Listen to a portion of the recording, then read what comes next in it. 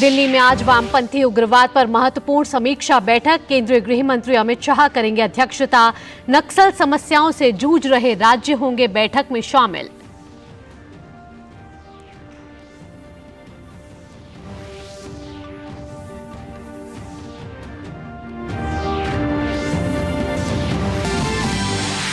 शरद पवार या अजित पवार, किसकी है एनसीपी?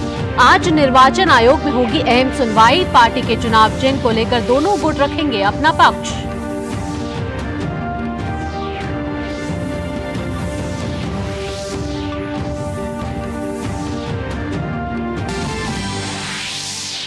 तेलंगाना दौरे पर बीजेपी अध्यक्ष जेपी नड्डा आज पार्टी की राज्य परिषद की बैठक में होंगे शामिल। आगामी विधानसभा चुनाव के लिए रणनीति बनाने में जुटे पार्टी पदाधिकारी।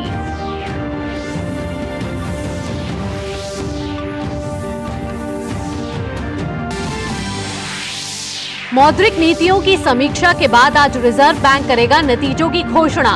पिछले कुछ महीनों से स्थिर रेपो रेट पर टिकी सबकी नजरें।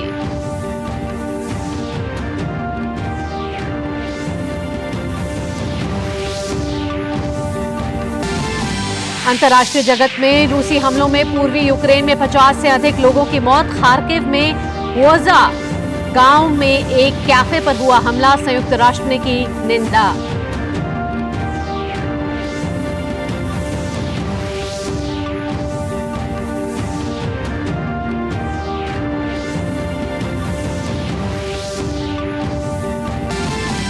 खेल जगत में 19वें एशियाई खेलों में बांग्लादेश के खिलाफ क्रिकेट के सेमीफाइनल में भारत ने टॉस जीतकर चुनी गेंदबाजी। वहीं पुरुष हॉकी के फाइनल में आज भारत का सामना जापान से। तीरंदाजी, कुश्ती, कबड्डी और बैडमिंटन में भी भारतीय खिलाड़ी दिखाएंगे अपना दम।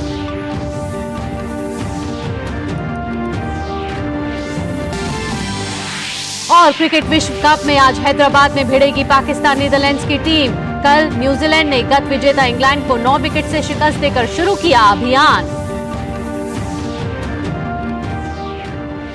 नमस्कार, डीडी न्यूज पर आप सभी का स्वागत है। मैं हूं आपके साथ भावना नैयर और सुर्खियों के बाद अब खबरें विस्तार से जानते हैं। केंद्र सरकार की नक्सल विरोधी नीतियों के कारण हिंसा में काफी कमी आई है। इसकी समीक्षा के लिए आज दिल्ली में एक महत्वपूर्ण बैठक होने जा रही है। वामपंथ उग्रवाद पर होने जा रहे इस समीक्षा बैठक की अध्यक्षता गृह मंत्री अमित शाह करेंगे।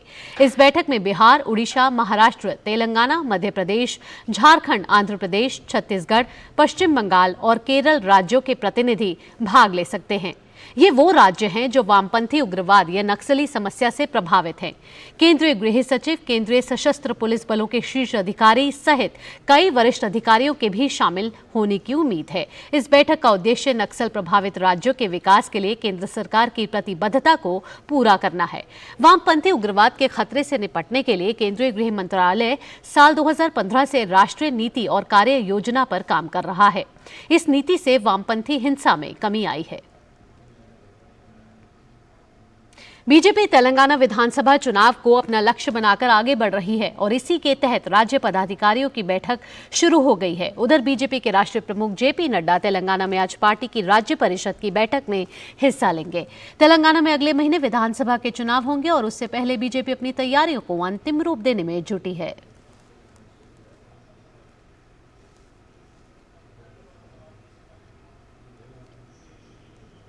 और अब बात एनसीपी की। एनसीपी पर अधिकार को लेकर दिल्ली स्थित निर्वाचन आयोग के दफ्तर में आज महत्वपूर्ण सुनवाई होने जा रही है, जिसमें चाचा शरद पवार और उनके बागी हो चुके भतीजे अजित पवार दोनों अपना पक्ष रखने के लिए मौजूद होंगे। इन सबके बीच सुनवाई से पहले पार्टी के वरिष्ठ नेता शरद पवार ने अपने बयान में दावा किया है कि पार्टी का संस्थापक कौन हो ये हर कोई जानता है। शरद पवार ने भी ये भी कहा है कि जनता क्या सोचती है ये भी काफी अहम है। दरअसल जब अजित पवार ने एनसीपी से बगावत की थी, तब से पार्टी में फूट के बाद एनसीपी पर अधिकार पर चाचा भतीजे आमने सामने हैं। अजित पवार गुट ने चुनाव आयोग में हलफनामा दायर किया था। वहीं शरद पवार खेमे ने भी चुनाव आयोग में एक कैविएट दायर कर अनुरोध किया था कि पार्टी की लड़ाई के संबंध में कोई भी निर्देश पारित करने से पहले उनकी बात सुनी जाए। शरद पवार द्वारा स्थापित एनसीपी में 2 जुलाई को विभाजन हुआ था, जब अजित और 8 विधायक एकनाथ शिंदे और देवेंद्र फडणवीस की सरकार में शामिल हो गए। इसके तकनीकी तथ्य को समझें तो जब भी पार्टियां टूटती हैं तो उनके चुनाव चिन्ह पर दावे को लेकर विवाद उत्पन्न होने की संभावना रहती है। चुनाव आयोग प्रतीक आदेश 1968 के पैरा 15 का उपयोग करते हुए मामले पर निर्णय देता है। चुनाव आयोग के पास किसी राजनीतिक दल में इसके अधिकार से जुड़े विवाद पर चुनाव चिन्ह को जब्त करने की शक्ति है। आयोग को 1968 के आदेश के तहत राजनीतिक दलों को पहचान देने और चिन्ह आवंटित करने का भी अधिकार है। केंद्र सरकार ने गैर कानूनी गतिविधियां रोकथाम अधिनियम के अंतर्गत Jammu Kashmir democratic freedom party JKDFP को गैर कानूनी घोषित कर दिया है। यह संगठन 1998 से ही देश विरोधी गतिविधियों में लिप्त है। गृह मंत्रालय ने इस बारे में कहा कि इसका उद्देश्य हमेशा भारत में अलगाववाद और आतंकवादी हरकतों को बढ़ावा देने में शामिल रहे हैं। संगठन के सदस्य लोगों को भड़काकर कश्मीर को अलग इस्लामिक राज्य बनाना चाहते हैं, जो भारत की संप्रभुता, सुरक्षा और अखंडता के लिए खतरा है। इस संगठन के खिलाफ गैर कानूनी गतिविधियां रोकथाम अधिनियम, भारतीय दंड संहिता, शस्त्र अधिनियम और पूर्ववर्ती जम्मू कश्मीर की मुख्य आपराधिक रणबीर दंड संहिता की विभिन्न धाराओं के तहत कई आपराधिक मामले दर्ज हैं। लोकसभा अध्यक्ष ओम बिरला आज 9वें G20 संसदीय अध्यक्षों के शिखर सम्मेलन P20 को लेकर एक प्रेस कॉन्फ्रेंस करने वाले हैं। इस दौरान लोकसभा अध्यक्ष P20 सम्मेलन की जानकारी देंगे। ये सम्मेलन 12 से 14 अक्टूबर तक चलेगा, जिसमें G20 देशों की संसद के अध्यक्ष और उनके साथ आए सांसदों के प्रतिनिधि मंडल शामिल होंगे। यह सम्मेलन देश की नई संसद भवन में होगा, जिसके माध्यम से पूरा विश्व देश के नए संसद भवन से रूबरू होगा। भारतीय रिजर्व बैंक आज द्विमासिक मौद्रिक नीति की घोषणा करेगा। बुधवार को शुरू हुई 3 दिवसीय द्विमासिक मौद्रिक नीति समिति की बैठक पर वित्तीय बाजार सहभागियों की नजर होगी।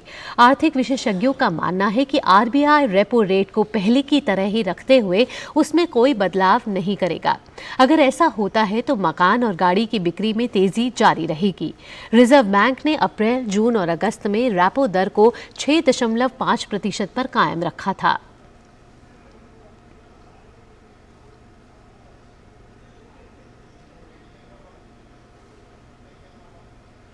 और अब खबर सिक्किम में आई प्राकृतिक आपदा की। सिक्किम में बादल फटने की वजह से तीस्ता नदी में अचानक आई बाढ़ से कई लोगों की मौत हो गई है।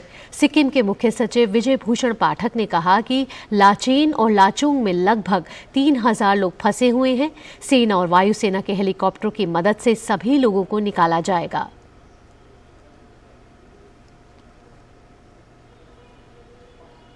वहीं सिक्किम के राज्यपाल लक्ष्मण प्रसाद आचार्य ने सिंगताम में राहत शिविर केंद्रों का दौरा किया। राज्यपाल ने अधिकारियों को प्रभावित लोगों को तत्काल सहायता प्रदान करने का निर्देश दिया। सिक्किम के राज्यपाल ने मुख्यमंत्री विवेकाधीन कोष में 10 लाख रुपए की राशि भी दान की।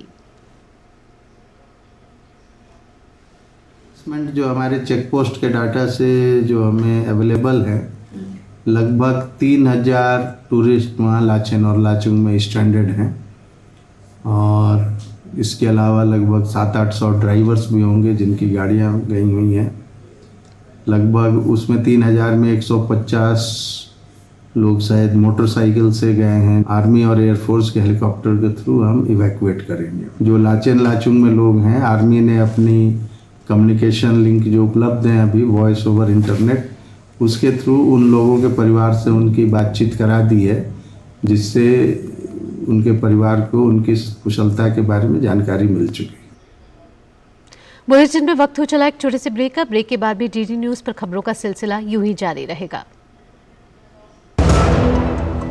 अर्जुन, एग्जाम्स में you made us really proud. अब आगे क्या सोचा है? पापा, मैंने आईआईटी जाना है और इंजीनियर बनना है। थिंक आईआईटी, थिंक विद्या मंदिर। मैं क्या जी, सब जानते हैं, जहां दिखे मारियो, अपना समझ के खा लियो।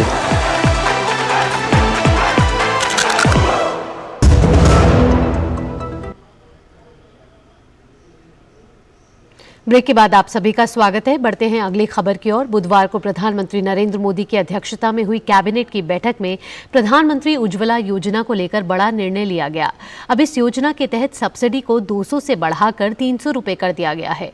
नए फैसले से देश भर की महिलाएं बेहद खुश हैं। उनका कहना है कि प्रधानमंत्री ने उन्हें दीपावली का बड़ा उपहार दे दिया है।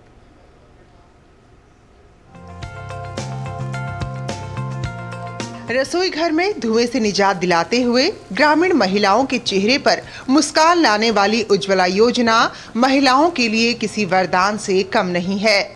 बुधवार को प्रधानमंत्री नरेंद्र मोदी की अध्यक्षता में हुई केंद्रीय मंत्रिमंडल की बैठक में इस योजना को लेकर एक और बड़ा फैसला हुआ। अब उज्ज्वला योजना के तहत गैस सिलेंडर में दी जाने वाली सब्सिडी 200 रुपए से बढ़ाकर 300 रुपए कर दी गई है। मुरादाबाद के लाभार्थी महिलाओं का कहना है कि ये फैसला महिलाओं को सशक्त करने, उनके जीवन को और अधिक बेहतर बनाने की दिशा में केंद्र की मोदी सरकार की सोच को दर्शाता है। पहले भी सस्ता था, और भी सस्ता कर दिया। बहुत बहुत धन्यवाद है मोदी जी का, गरीबों के लिए इतना सोच रहे हैं। मोदी जी का बहुत बड़ा शुक्र है जो हमारे लिए रहने के लिए छत भी दी है और क्या क्या मैं हमारे लिए खाना बनाने को मतलब सिलेंडर भी दिया है और 300 रुपये कम कर दिए। हमारे बच्चों के लिए नमक मिर्ची आ जाती है तो हमारे बच्चे साग सब्जी खा लेते। अब 300 रुपये का भी लाभ मिलने जा रहा है, इसलिए हम बहुत खुश हैं। मोदी जी के लिए दिल से नमस्कार। मोदी जी की कृपा हुई, जो पैसे भी कम कर दिए उन्होंने 300 रुपये, ये हमारे लिए बहुत अच्छा करा उन्होंने। केंद्र सरकार ने पहले उज्ज्वला योजना के माध्यम से निशुल्क गैस कनेक्शन उपलब्ध कराकर महिलाओं को परंपरागत चूल्हे से उठने वाले धुएं से मुक्ति दिलाई और अब गैस सिलेंडर पर दी जाने वाली सब्सिडी 200 रुपए प्रति सिलेंडर से बढ़ाकर 300 रुपए करने की घोषणा कर बड़ी राहत दी है। Bureau report, DD news. कृषि क्षेत्र क्रांतिकारी परिवर्तन के लिए तैयार है। भारत का पहला electric tractor CSIR prima ET11 खेती किसानी में बदलाव लाने के लिए तैयार है। ये पर्यावरण अनुकूल वाहन भारतीय कृषि के चेहरे को बदलने वाला है। आइए देखते हैं हमारे संवाददाता तापस भट्टाचार्य की यह खास रिपोर्ट।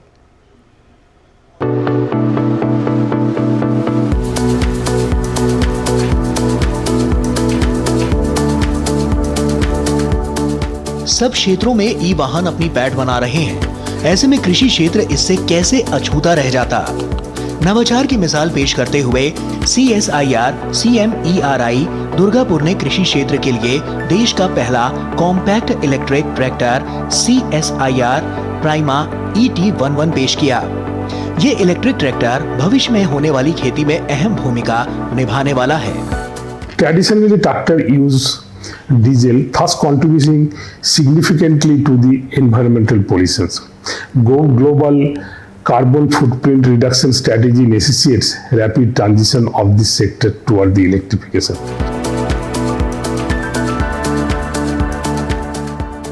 इलेक्ट्रिक ट्रैक्टर को बनाने में अत्याधुनिक तकनीक का प्रयोग किया गया है। इसकी गति से लेकर वजन, लीवर और पैडल की स्थिति जैसे हर पहलू को आधुनिक कृषि क्षेत्र की जरूरत के हिसाब से डिजाइन किया गया है। किसान पारंपरिक घरेलू चार्जिंग सॉकेट का उपयोग करके 7 से 8 घंटे में ट्रैक्टर को चार्ज कर सकते हैं और खेत में 4 घंटे से अधिक समय तक ट्रैक्टर चला सकते हैं। इस ट्रैक्टर से ढुलाई करना भी आसान है। ट्रैक्टर 1.8 टन क्षमता वाली ट्रॉली को अधिकतम 25 किलोमीटर प्रति घंटे की गति से खींच सकता है। Another distinct features of the electric tractor is the V2L port. This means when tractor is not in operations, its battery power can be utilized for other secondary applications like pumping etc. बल्कि ये 500 kilogram की क्षमता उठाने और 1.8 ton क्षमता वाली trolley को खींचने के साथ अन्य कामों में उपयोगी साबित होने वाला है। इलेक्ट्रिक ट्रैक्टर किसानों के लिए एक बहुत बड़ी सौगात बनके सामने आई है। हैदराबाद के एक कंपनी ने इसको कमर्शियल मैन्युफैक्चरिंग करने का फैसला लिया है और आशा करते हैं कि इससे इसका ऑपरेशनल कॉस्ट और पर्यावरण के लिए बहुत ही अनुकूल होने वाला है। खास तौर से इन किसानों के लिए एक ये वरदान साबित हो सकता है। कैमरा पर्सन नवीन के साथ मैं तापस भट्टाचार्य, दूरदर्शन समाचार, दिल्ली। और अब बढ़ते हैं अंतर्राष्ट्रीय खबरों की ओर। रूस और यूक्रेन के बीच जारी जंग को 1.5 साल से अधिक हो चुका है, बावजूद इसके संघर्ष थमने का नाम ही नहीं ले रहा। रूस ने एक बार फिर यूक्रेन पर जोरदार हमला किया है। इस हमले में 6 साल के मासूम सहित 50 से अधिक लोग मारे गए हैं। यूक्रेन के राष्ट्रपति वोलोडिमिर ज़ेलेंस्की ने कहा है कि रूस की सीमा से लगे युद्धग्रस्त क्षेत्र के कुपियान्स्क जिले में हमला हुआ, जहां मॉस्को की सेनाएं पिछले साल यूक्रेनी सैनिकों के हाथों खोए हुए क्षेत्र को फिर से हासिल करने के लिए प्रयास कर रही हैं। खार्किव क्षेत्र के गवर्नर ने कहा कि जिस वक्त हमला हुआ उस समय वहां पर कई नागरिक मौजूद थे। मौके पर बचाव कर्मी राहत और बचाव कार्य में जुटे हुए हैं। संयुक्त राष्ट्र ने यूक्रेन पर हुए इस भीषण हमले की निंदा की है। अमेरिकी राष्ट्रपति जो बाइडेन और चीन के राष्ट्रपति शी जिनपिंग के बीच अगले महीने बैठक की योजना बन रही है। वॉशिंगटन पोस्ट के अनुसार व्हाइट हाउस इस बैठक की तैयारी कर रहा है। दोनों देशों के बीच हाल ही के सालों में संबंध में काफी तनावपूर्ण रहे हैं, जिसमें जासूसी आरोप, मानवाधिकार मुद्दों और व्यापार शुल्क सहित कई मुद्दे अहम रहे हैं। यह बैठक हाल के महीनों में दोनों देशों के बीच अन्य उच्च स्तरीय बैठकों के बाद होगी। हाल ही में अमेरिकी विदेश मंत्री एंटनी ब्लिंकन ने न्यूयॉर्क में चीनी उपराष्ट्रपति हान झेंग से मुलाकात की और अमेरिकी राष्ट्रीय सुरक्षा सलाहकार जेक सुलिवन ने माल्टा में चीनी विदेश मंत्री वांग यी से मुलाकात की। जो बाइडेन और शी जिनपिंग की आखिरी मुलाकात नवंबर 2022 में इंडोनेशिया में G20 शिखर सम्मेलन के मौके पर हुई थी। बाइडेन के पदभार संभालने के बाद उनके बीच पहले फोन और वीडियो कॉन्फ्रेंस के जरिए 5 बार बातचीत हुई है। और अब खेल से जुड़ी खबरें। चीन के हांगझू में चल रहे 19वें एशियाई खेलों में भारतीय खिलाड़ियों का दमदार प्रदर्शन जारी है। आज पुरुष क्रिकेट में सेमीफाइनल मुकाबले में भारत और बांग्लादेश की टीम आमने सामने है। इस मैच में भारत ने टॉस जीतकर गेंदबाजी करने का फैसला किया है। और आज पुरुष क्रिकेट टीम के सेमीफाइनल मुकाबले में भारत और बांग्लादेश की टीम आमने सामने होंगी और ये मैच बेहद रोमांचक होने वाला है, क्योंकि भारत ने टॉस जीतकर गेंदबाजी करने का फैसला किया है। इसके अलावा भारत आज पुरुष हॉकी के फाइनल मुकाबले में जापान के खिलाफ मैदान में उतरेगा। वहीं तीरंदाजी, कुश्ती, कबड्डी और बैडमिंटन सहित अन्य खेलों में भारतीय खिलाड़ी मैदान पर उतरेंगे।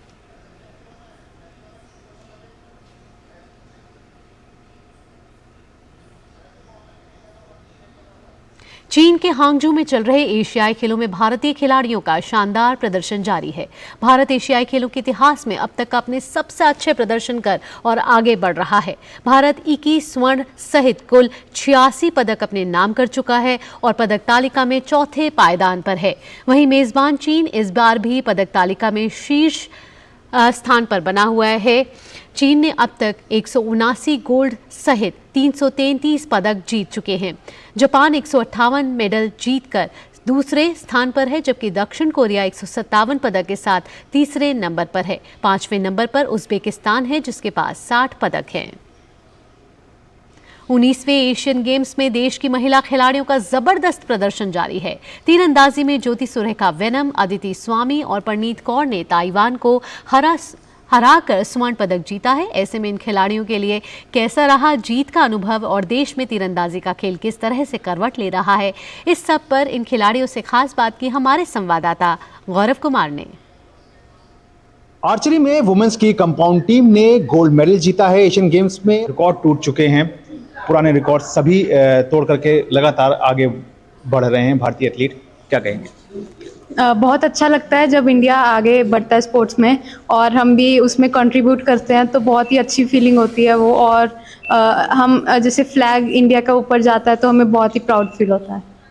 जब ये मुकाबला आप खेलने उतरे थे तो आपने मालूम था या आपको ऐसा लग रहा था कि यहाँ पर आज जो मेडल है वो आपके साथ होगा और वो भी गोल्ड मेडल? जी सर, उम्मीद तो पूरी थी और हमने प्रैक्टिस भी उतनी की थी, मेहनत भी की थी, तो हमें खुद पे भरोसा भी था और हमारे पीछे सभी जनों का सपोर्ट भी था, तो हम कॉन्फिडेंट थे कि हम ये कर पाएंगे। ज्योति, हमने देखा था कि कल आपने मिक्स्ड में जीता था गोल्ड और आज वुमेन्स की कंपाउंड में आपने गोल्ड जीता है, लेकिन साथ ही आपको कल काफ़ी पेन भी था। तो उस पेन से उभरते हुए किस तरह से ये वाला जो सफ़र आपने जो तय किया गोल्ड का, अनदर, क्योंकि अगले ही दिन फिर से मुकाबला और फिर से एक गोल्ड मेडल? चाहे जो भी चल रहा हो पीछे, एक बार हम वेन्यू पे होते हैं या फाइनल फील्ड में होते हैं या शूटिंग लाइन पे होते हैं, हमें किसी और चीज़ के बारे में नहीं सोचना है, क्योंकि हमें क्या करना है, वहाँ खड़े होके अपना शूट करना है, तो मैं भी बस वही कर रही थी। परिणीत, आपसे जानना चाहेंगे कि जिस तरह की अब फैसिलिटीज जो देश में अब प्रोवाइड की जा रही है आर्चरी के खेल को लेकर के, हमने देखा कि साई का जो सोनीपत का जो साई सेंटर है वहाँ पे आप लोग प्रैक्टिस करते हैं, तो कितना ज़्यादा एक अहम रोल वो प्ले कर रहा है इस मेडल के पीछे? सर, साई का बहुत अच्छा सपोर्ट रहा है हमारे पीछे, और हमें अभी इक्विपमेंट भी प्रोवाइड किया था उन्होंने। और जैसे हम वहाँ पे प्रैक्टिस करते हैं, साथ में वहाँ पे नेशनल कैंप्स लगते रहते हैं, तो बहुत ही अच्छी से प्रैक्टिस हो पाती है और हमारी टीम की प्रैक्टिस भी अच्छी रहती है। वाकई आगे भी इंडिया को प्राउड फील कराएंगे और आगे भी देश के लिए मेडल जीतेंगे, ये इन खिलाड़ियों का सपना है। और ये सपना इस वजह से है क्योंकि देश में अब जिस तरह से ज़मीनी स्तर पर खेलों को लेकर के बढ़ावा देने वाली तमाम स्कीम्स और तमाम बुनियादी जो ढांचा है वो सामने है। आंगजू से मैं गौरव कुमार, डीडी न्यूज़ के लिए। चीन में जारी एशियाई खेलों में मंगलवार को मेरठ की अन्नू रानी ने गोल्ड जीता था। इसी के साथ अन्नू भाला फेंक में एशियाई खेलों में स्वर्ण पदक जीतने वाली पहली भारतीय महिला बनी थी। मेरठ की ही है बहादुरपुर गांव की निवासी हैं अन्नू रानी ने गन्ने के खेत में गन्ने को भाला बनाकर खेलना शुरू किया था और आज वे एशियाई चैंपियन बनी हैं। मेरठ की बेटी अन्नू रानी ने देश को स्वर्ण दिलाकर देश का मान बढ़ाया है। चीन के हुआंगचाओ में चल रहे एशियन गेम्स 2023 में मेरठ के बहादुरपुर गांव की अन्नू रानी ने 62.92 मीटर भाला फेंककर गोल्ड मेडल जीता। अन्नू रानी का जीवन संघर्षपूर्ण रहा। भाला फेंक के अपने जुनून को लेकर उन्हें गांव वालों के विरोध का सामना भी करना पड़ा। आर्थिक स्थिति ज्यादा अच्छी नहीं थी, तो गन्ने के खेत में गन्ने को ही भाला बनाकर खेलना शुरू कर दिया। अन्नू रानी को खेल में ले आने का श्रेय उनके भाई उपेंद्र सिंह को जाता है। उपेंद्र ने अन्नू का अभ्यास शुरू करवाया। और संघर्ष तो देखो जी बहुत है, लंबी कहानी है संघर्ष की, तो लंबी कहानी क्या बताऊं, पर संघर्ष बहुत करना पड़ा, बहुत हुआ। हाँ जी, बहुत संघर्ष हुआ। हमने ये खोद के फील्ड ग्राउंड जाकर बढ़े इसकी प्रैक्टिस के लिए। जीत तो गई ना, मैं कह दी भाला फेंकतो हूँ, पालतू यही करा ना, खेत में चक्रोड़ चीज में करा, गन्ना लेकर फेंक कर दिए। एक समय था जब अन्नू को समाज में संघर्ष का सामना करना पड़ा, लेकिन आगे बढ़ने की लालसा ने अन्नू को कभी कमजोर नहीं पड़ने दिया। तो लड़की के लिए ज्यादा स्ट्रगल होते हैं क्योंकि गांव से निकलना, फैमिली की जो थिंकिंग है उसको चेंज करना। तो मैं तो जब घर से बाहर आई थी, मेरे पास ना तो शूज होते थे ना मेरे पास टी शर्ट होती थी पहनने के लिए, और तो मैं फिर पड़ोस में कोई गेम कर रहा था उसका शूज लेके आती थी, टी शर्ट पहनती थी, फिर कॉमर्स खेलने जाती थी, फिर वापस आके उसको वापस करती थी। तो मतलब काफी लंबी कहानी है, तो काफी स्ट्रगल करना पड़ा था। उपेंद्र बताते हैं कि अन्नू ने अपने कोच को सही साबित करने में कोई कसर नहीं छोड़ी। जब वे स्टेडियम में नहीं होती थी तो वे अपने परिवार के खेत में गन्ने के साथ अभ्यास करती थी। संघर्ष किया इसमें बहुत ज्यादा, बहुत हार्ड ट्रेनिंग भी करती है। पिछले 10 साल से कोई रेस्ट नहीं, कितनी लगातार कंटिन्यू लग रही है कैंप में 10 साल से। आज अन्नू रानी के गोल्ड मेडल जीतने पर उनके गांव में जश्न का माहौल है। उनके घर बधाई देने वालों का तांता लगा हुआ है और मेरठ की बेटियां उन्हें रोल मॉडल मानने लगी हैं। सही कहते हैं कि जब इंसान अपनी लगन व जुनून से परिश्रम करता है तो कोई बाधा उसकी कामयाबी के आड़े नहीं आ सकती। अन्नू रानी ने भी इस बात को सच साबित कर दिखाया है। मेरठ से संगीता श्रीवास्तव की रिपोर्ट, डीडी न्यूज़। वाकई अन्नू रानी आज एक मिसाल बन गई हैं। बढ़ते अगली खबर की ओर। आईसीसी क्रिकेट विश्व कप के दूसरे मुकाबले में आज नीदरलैंड्स और पाकिस्तान की टीम आमने सामने होंगी। ये मैच हैदराबाद में खेला जाएगा। दोनों टीमों को अभ्यास मैचों के एक भी जीत नहीं नसीब हुई है। ऐसे में दोनों टीमों की कोशिश आज के मुकाबले में जीत दर्ज करते हुए अपने अभियान का आगाज जीत से करने की होगी। वहीं कल खेले गए टूर्नामेंट के पहले मुकाबले में न्यूजीलैंड ने गत विजेता इंग्लैंड को 9 विकेट से हराकर अपने अभियान की शुरुआत शानदार अंदाज में की।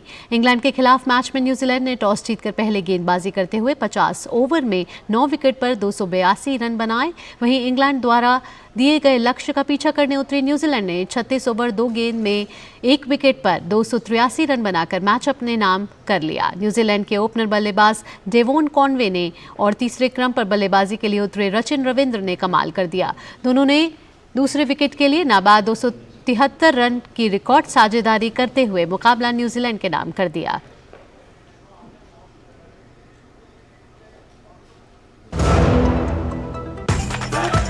मैं क्या जी, सब जानते हैं जहां दिखे मारियो, अपना समझ के खा लियो।